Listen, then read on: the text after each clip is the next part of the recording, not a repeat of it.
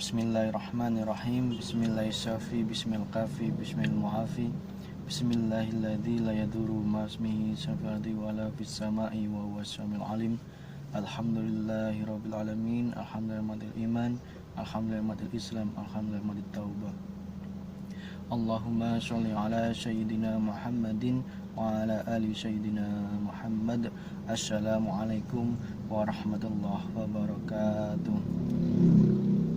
Saudaraku semua yang dimanapun Anda berada, perlu kita senantiasa mengingatkan dalam diri saya dan juga kepada semuanya bahwa marilah kita senantiasa meneguhkan iman takwa kita hanya bertuhan Allah Subhanahu wa taala. Dapat kita prediksi apakah nanti kita mendapatkan bangunan di surga atau tidak, itu sudah bisa diprediksi dari sekarang. Bagaimana caranya? Jadi saat ini kalau kita mau berpikir secara mendalam, itu kita sedang mendesain rumah kita, bangunan kita di surga sana, atau bisa jadi malah menjadi rumah di neraka sana. Nauzubillah min dzalik. Tidak usah terpaku surga dan neraka, kita pikir dari sekarang aja bahwasanya kita cek apakah kita sudah membangun suatu bentuk rumah yang layak di surga nanti. Di sini kita bisa lihat bahwa membangun rumah itu pertama kali adalah kita membuat pondasinya terlebih dahulu. Pondasi itu bisa kita lambangkan dengan iman kita kepada Allah Subhanahu wa taala, dan juga iman kita kepada para malaikat dan juga kitab Allah dan juga hari kiamat, qadar dan juga Nabiullah. Nah, sudah sejauh manakah pondasi bangunan kita? Sudahkah kuat? Sudahkah begitu sangat yakin dan melekat dalam hati kita, atau masih tipis atau seperti apa? Itu kita bisa cek. Karena suatu bangunan yang kuat itu juga tergantung pondasinya.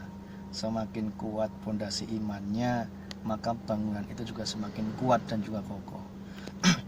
Selanjutnya saudaraku, ketika pondasi iman kita sudah oke, sudah bagus, selanjutnya yang harus kita buat adalah tentunya tiang-tiang, di mana Nabi Muhammad mengatakan bahwa sholat adalah tiangnya agama. Itu bisa kita maknai di situ juga. Jadi kalau kita bisa menghidupkan sholat 5 waktu, berarti tiang pondasi rumah kita, bangunan kita di surga sana nanti itu juga semakin kuat, semakin kokoh. Kalau 5 tiang itu kita hanya bikin 1 tiang, berarti kan tidak akan kuat.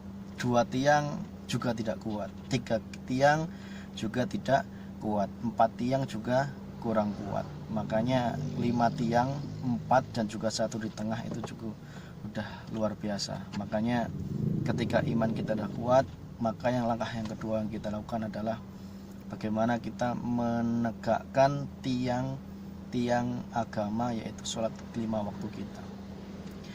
Kemudian pondasi sudah kuat, iman kita sudah kuat, tiang rumah kita juga sudah kita bangun melalui sholat 5 waktu. Kemudian bagaimana kita membentuk tembok. Nah, tembok di sini itu merupakan amaliyah lain selain sholat 5 waktu, seperti puasa, zakat, naik haji, membaca Al-Quran, sholawat dan sebagainya. Itu dalam rangka kita menembok, memperkuat tiang-tiang kita, sehingga rumah kita ini ada yang namanya pelindungnya. Makanya dibutuhkan amaliyah untuk dalam rangka kita membangun rumah kita di surga sana nanti. Selanjutnya ketika itu sudah dilaksanakan, maka yang terpenting ini yang sering belum dipahami oleh para umat adalah cukup sampai di sini saja. Jadi iman sudah, tiang agama sholat 5 waktu sudah, amaliyah sholat yang lain dan juga amaliyah yang lain juga sudah, zakat, puasa, naik haji sudah. Tapi mereka melupakan satu hal yang sangat fundamental dan sangat penting. Apa itu? Yaitu atap rumah. Mereka melupakan ini. Karena apa? Atap rumah ini dilambangkan yaitu tauhid kita kepada Allah Subhanahu wa taala. Sejauh mana la ilaha illallah Muhammadur Rasulullah kita, dan juga sejauh mana kita hanya bertuhan Allah Subhanahu wa taala. Bangunan yang sudah temboknya rapi, sudah bagus, sudah dicat, sudah ada tiang yang kuat, iman yang kuat, tetapi kalau kita tidak meneguhkan tauhid kita hanya bertuhan kepada Allah Subhanahu wa taala, itu ibarat rumah yang sudah ada temboknya, sudah ada tiangnya, sudah ada pondasinya, tapi lupa tidak dibangun, yaitu suatu atap yang kokoh. Makanya penting sekali bahwa kita itu hanya bertuhan kepada Allah Subhanahu wa taala. Qul huwallahu ahad, bahwa katakanlah bahwa Allah itu satu, Allahu somad, bahwa Allah hanya tempat kita bergantung, yang artinya hanya kepada Allah lah kita memohon segala sesuatu yang ada di dunia ini, menggantungkan segala sesuatu di dunia ini, yang kita secara sejatinya adalah sebagai hamba Allah yang tidak punya apa-apa dan juga tidak berarti apa-apa. Kemudian makanya jangan sampai meskipun nanti kita sudah merasa bertauhid, merasa sudah punya atap, tapi kita harus menjaga agar atap itu tidak bocor. Percuma kalau sudah yakin membuat atap, atapnya sudah bagus, tapi masih ada satu genteng yang terbuka, atau mungkin dua genteng yang terbuka. Itu berarti air akan mudah masuk, yang artinya kalau tauhid kita itu masih ada kelemahan-kelemahan, bahwa kita masih melakukan perbuatan syirik, perbuatan yang dilarang oleh Allah Subhanahu wa taala, perbuatan yang tidak dicontohkan oleh Nabi Muhammad SAW, yang di situ ada nilai musyrik dan syirik, berarti itu ibarat rumah punya atap tapi bolong. Sehingga apa? Ketika hujan, airnya itu masuk ke rumah, banjir, merusak semua sendi-sendi atau bangunan-bangunan yang ada di rumah itu, maupun perhiasan-perhiasan, maupun apa saja yang ada di rumah itu dengan air itu. Makanya begitu pentingnya tauhid itu di sini, saudaraku semua.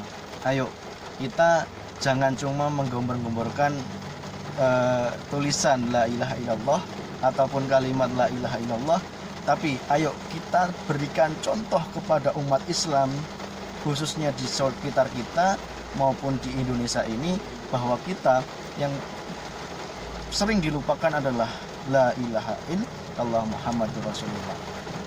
Sejauh mana kita hanya menjadi atau menuhankan Allah Subhanahu wa taala?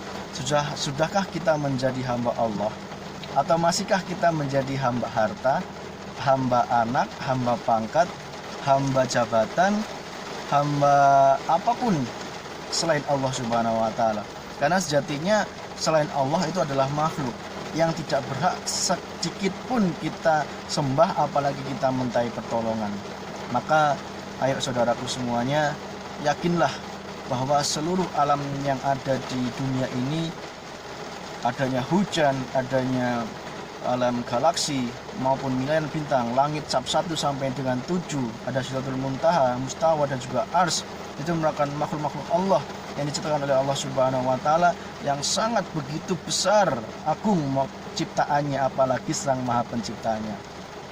Untuk itu, ayo kami mengajak kepada diri sendiri maupun seluruh umat Islam, jangan melupakan atap rumah, ya.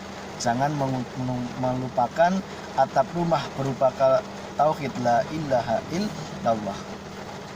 Maka sudah bagus ada saudara-saudara kita yang mengkampanyekan la ilaha illallah, tapi akan lebih bagus lagi bahwa itu diterapkan dalam diri kita, keluarga kita, anak tulang kita, dan juga tetangga sekitar kita, dan seberapa kebermanfaatan kita kepada umat.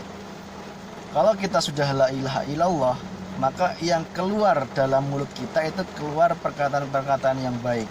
Tidak mungkin seseorang yang sudah berjiwa la ilaha illallah itu keluar dari mulutnya itu keluar perkataan menghina, mencaci, memaki, maupun merendahkan apalagi sesama kaum muslimin wal muslimat. Hati yang bersih tidak mungkin keluar kata-kata yang kotor. Sebaliknya, kata-kata yang kotor tidak mungkin bisa mengeluarkan kata-kata yang bersih. Maka itu cukuplah kita dipertunjukkan oleh Allah Subhanahu wa taala berbagai kejadian dari zaman Nabi Adam sampai dengan zamannya Nabi Muhammad dan juga umatnya Nabi Muhammad saat ini, bahwa Allah sudah banyak sekali menunjukkan kekuasaannya, mulai dari Nabi Adam, terus kemudian Nabi Nuh dengan seluruh umatnya dan kapalnya, sebagaimana Allah menunjukkan kekuatannya. Terus kemudian Nabi Musa dan juga nabi-nabi yang lain, Nabi Muhammad, dan juga saat ini Allah sedang menunjukkan kekuasaannya. Kalau kita sadar bahwa virus corona ini itu, ayo kita ambil pelajarannya, kita ambil, jangan sampai virus ini tidak kita ambil hikmah dan juga pelajarannya. Terkait virus corona akan kita bahas lain waktu. Demikian intinya adalah jangan sampai kita melupakan pondasi kita, tiang rumah kita, hiasan dinding rumah kita, dan kemudian yang keempat adalah atap rumah kita berupa kalimat tauhid la ilaha illallah Muhammadur Rasulullah. Demikian sedikit pembahasan pada kesempatan ini, semoga bermanfaat. Apabila ada kurang lebihnya dan juga salah kata dan juga menyakiti hati perasaan para kaum muslimat yang dimana berada, saya pribadi mohon maaf. Tidak ada unsur apapun, yang intinya nilailah sesuatu itu dengan positif. Jika pikiran positif, maka akan menilai sesuatu itu dengan positif. Jika nilai pikiran kita dan hati kita negatif, maka kebaikan sebesar apapun pasti akan dinilai negatif. Demikian, kurang lebihnya mohon maaf. Wassalamualaikum warahmatullahi wabarakatuh.